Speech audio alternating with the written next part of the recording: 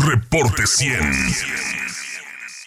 Durante octubre pasado se generaron en México 321,000 empleos formales e informales, con lo que la tasa de desocupación alcanzó un mínimo histórico con base en cifras ajustadas por estacionalidad. Con nosotros justamente para platicar sobre este tema, Diego Avilés. Diego es coordinador ejecutivo del Consejo para el Desarrollo Sostenible de la CODESO en nuestro estado. Diego, ¿cómo estás? Buenos días. Hola, buenos días, Juan Carlos. Gusto platicar contigo y platicar con tu audiencia. A ver, en octubre 321,780 empleos a nivel nacional. ¿Cómo está Sonora en este tema de la generación de empleos? Fíjate que en el mes de octubre salió el reporte trimestral de INEGI del periodo comprendido entre los meses de julio, agosto y septiembre. La encuesta nacional de empleo, a diferencia del dato que da el Seguro Social, es un dato más amplio porque habla de la formalidad general, ¿no?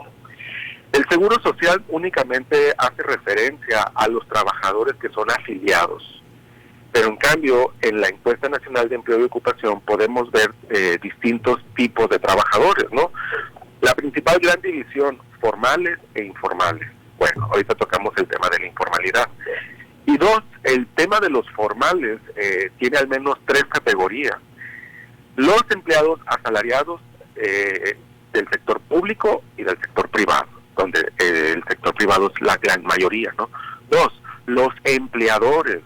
El Instituto de Estadística nos da un número de empleadores que son, y empleadores formales, ¿no? Y tres, los trabajadores por cuenta propia en la formalidad.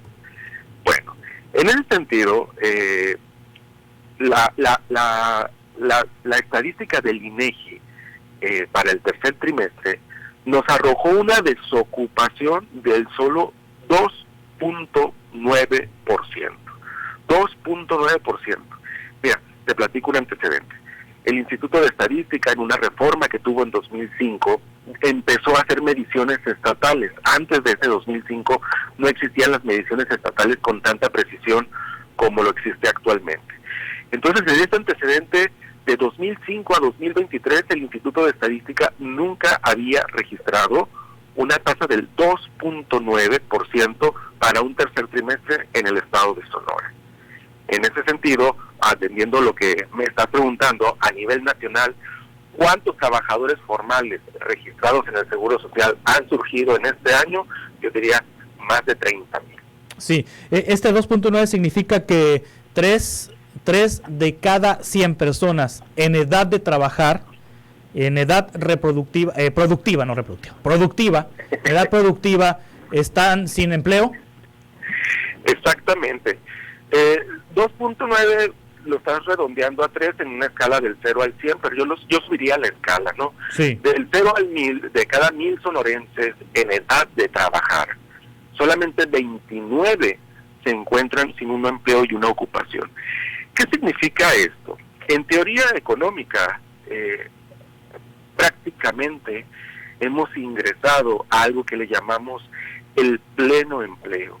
Y el pleno empleo es eso, ¿no? Es una tasa de desocupación y desempleo tan, pero tan baja que prácticamente se encuentran desocupadas las personas que están migrando de un empleo a otro. Sí. 2.9. De ese tamaño es la situación que se está viviendo actualmente. Sí, ¿y se sabe cuánto ingreso tienen en promedio esas personas que están ocupadas? Bueno, podríamos analizar la encuesta y la encuesta nos da rangos a través de UMAS, de al menos un salario mínimo es la única medición que hace sobre salario mínimo, y luego de 1 a 3 UMAS, de 3 a 5 UMAS, etcétera, ¿no? El grueso poblacional, eso sí hay que decirlo, está entre 3 y 5 UMAS. Y al margen de eso, otro anuncio que seguramente ya has de haber comentado, ¿no?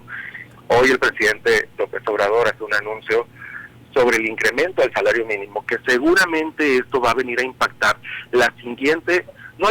sino la del primer trimestre, la encuesta nacional del primer trimestre de 2024. Sí. Y eso quizás va a ser algo que podemos estudiar en su momento, por allá en junio, que se publique lo que pasó en el primer trimestre del próximo año. Sí, oye, pero las personas ganan en pesos, no en UMAS, así que mejor dime cuántos pesos significan esas 3 UMAS. Esas 3 sumas están alrededor de 10,000 pesos. 10,000 pesos es el ingreso promedio de los trabajadores en Sonora. No es el ingreso promedio, sí, es el ingreso mayoritario. Mayoritario.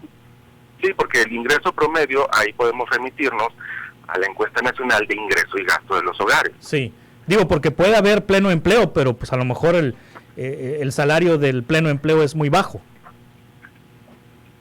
Bueno, las situaciones de pleno empleo, y eso es algo que debiéramos de empezar a estudiar, las situaciones de pleno empleo que se han registrado en algunas partes del mundo, como en los Estados Unidos, como en China a inicios de siglo, provocan un efecto secundario, y un efecto secundario positivo.